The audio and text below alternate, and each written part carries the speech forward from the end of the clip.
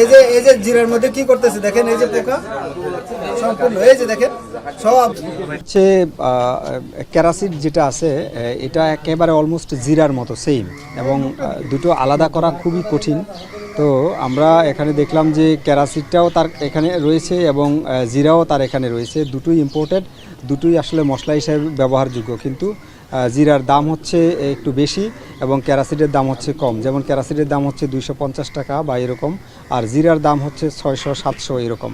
তো এই দুইটা মশলা একসাথে মিশ্রণ করে আসলে জিরা হিসেবেই বিক্রি করতেছে, এবং এই যে মিশ্রণ করতেছে এরকম মিশ্রিত অবস্থায় বস্তার মধ্যেই আমরা পেয়েছি। ওনার নবীন ইম্পোর্টার, নবীন যে প্রতিষ্ঠান নবীন ট্রেডার্স, এই নবীন ট্রেডার্সের নামেই এই বস্তাবন্দি করে রেখেছে এখানে অনেকগুলি বস্তা।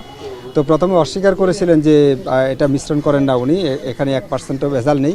পরবর্তীতে একটা পর্যায়ে যখন আমরা বস্তার ভিতর থেকে আমরা বের করে ক্যারাসিড এবং কিউমিন সিড জিরা দুটো আলাদা করে দিলাম, তখন এবারে স্বীকার করলেন যে 5% ভেজাল আছে। আসলে এটাও মিথ্যা। আমরা এখানে ওনার যে পরিমাণটা দেখেছি, আমরা জিরার পরিমাণটা ক্যারাসিডের তুলনায় অর্ধেকের চেয়েও কম হবে।